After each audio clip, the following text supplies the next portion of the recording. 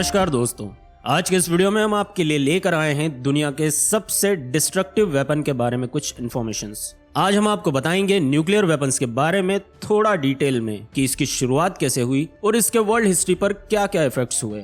Nuclear weapons या nuclear bombs दो type के हो सकते हैं। फर्स्ट टाइप जो कि न्यूक्लियर फ्यूजन के लॉ पर काम करता है और सेकंड जो कि न्यूक्लियर फ्यूजन को फॉलो करता है। न्यूक्लियर फ्यूजन और फ्यूजन दोनों की रिएक्शंस में हाई अमाउंट में एनर्जी रिलीज होती है और इसी कारण से छोटे साइज के ये बॉम्ब्स काफी डिस्ट्रक्टिव होते हैं। जो बॉम्ब्स फ्यूजन रिएक्शन पर बेस्ड होते हैं उन्हें जनरली एटॉमिक बॉम्ब्स कहा जाता है, जबकि फ्यूजन बेस्ड बॉम्ब्स को थर्मोन्यूक्लियर बॉम्ब्स या हाइड्रोजन बॉम्ब्स बोला जाता है। अमेरिका द्वारा हिरोशिमा पर छोड़ा गया एटॉमिक बॉम्ब जो कि सिर्फ 64 केजी का था, उससे जो एनर्जी रिलीज हुई थी वो 50 किलो टन केमिकल एक्सप्लोजिव से निकलने वाली एनर्जी के बराबर थी। इससे आप अंदाजा लगा सकते हैं कि ये कितनी डेडली और डिस्ट्रक्टिव होते हैं। आइए अब जानते हैं इसके ओरिजिन की स्टोरी को। न्यूक्लियर बॉम्ब्स की शुरुआत अमेरिका से हुई थी। अमेरिका ने सबसे पहले अगस्त 1942 में एक न्यूक्लियर प्रोग्राम की शुरुआत की जिसे मैनहट्टन प्रोजेक्ट का नाम दिया गया और कुछ 3 साल बाद वो लोग न्यूक्लियर बॉम्ब बनाने में सक्सेसफुल हुए।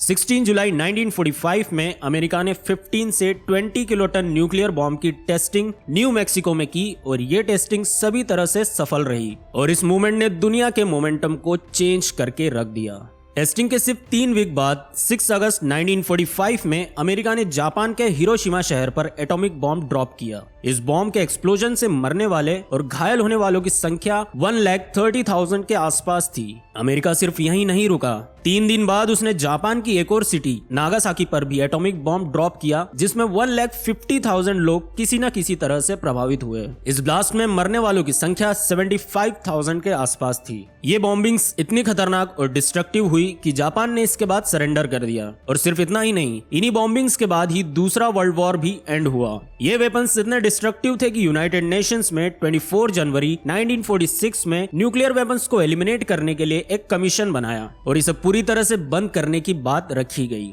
अब तक सारी दुनिया इस पावर को देख चुकी थी और समझ चुकी थी कि वॉर के टाइम पर ये वेपन्स कितने जरूरी हैं। अब तक दूसरे देशों ने भी इन वेपन्स को डेवलप करने की तैयारियां शुरू कर दी थी और 1949 में सोवियत यूनियन ने अपने पहले एटॉमिक बॉम्ब की सक्सेसफुल टेस्टिंग की और इसके बाद 1952 में यूके ने अपने न्यूक्लियर वेपन की टेस्टिंग ऑस्ट्रेलिया में की। अभी तक अमेरिका एक हाइड्रोजन बॉम्ब बना चुका था और इसी साल में उसने इसका भी सफल परीक्षण किया। 1960 में फ्रांस ने भी अपने बॉम्ब का सफलतापूर्वक परीक्षण किया और 1961 में सोवियत यूनियन ने सबसे बड़े 58 मेगाटन एटमॉस्फेरिक न्यूक्लियर वेपन की टेस्टिंग की जिसका नाम था जा बॉम्बा। सारे बड़े बड़े देश न्यूक्लियर वेपन्स के डेवलपमेंट में लगे हुए थे, लेकिन इनके होने वाले डिस्ट्रक्शन और नुकसान के कारण इनको पूरी तरह से बैन करने के लिए भी डिमांड्स उठती रही। 1954 में भारत के प्राइम मिनिस्टर जवाहरलाल नेहरू ने इन वेपन्स को बैन करने का प्रस्ताव रखा। ये किसी भी देश के द्वारा इन बॉम्ब्स के विरोध में उठाया गया कदम था।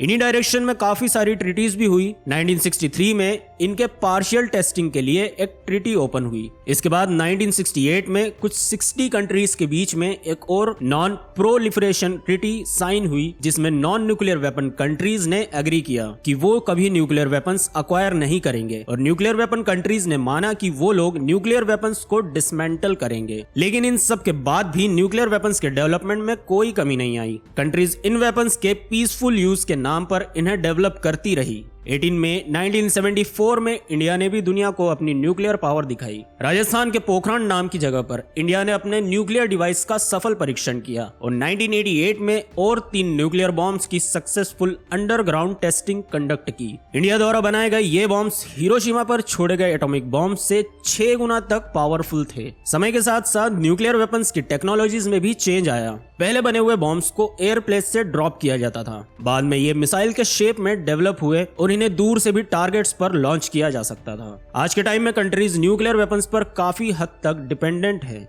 और आगे इनमें क्या एडवांसमेंट्स होना है वो तो समय ही बताएगा। आज के इस वीडियो में इतना ही। अगर आप इस वीडियो को पसंद करते हैं तो वीडियो को लाइक जरूर कीजिएगा और हम आपके लिए हिस्ट्री से जुड़े और रोचक बातों को आप तक पहुंचाने का काम करते रहेंगे। मिलते हैं अगली वीडियो में किसी और नए टॉपिक के साथ। तब तक के लिए बाय।